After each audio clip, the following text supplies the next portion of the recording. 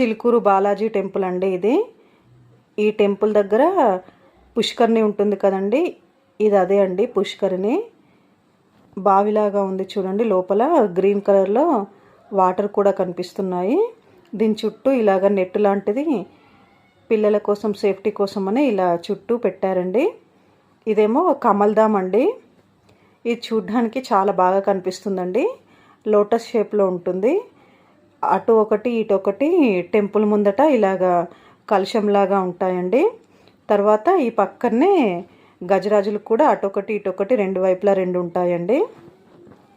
ఇది చూడ్డానికి చాలా బాగా కనిపిస్తుందండి. ఇక్కడ లోపల స్వామివారు ఇలాగా లింగ రూపంలో దర్శనమిస్తారండి. ఇది ఒక భక్తుడికి దొరికిందంటండి, తర్వాత దాన్ని ఇక్కడ తీసుకొచ్చి ప్రతిష్ఠించారు.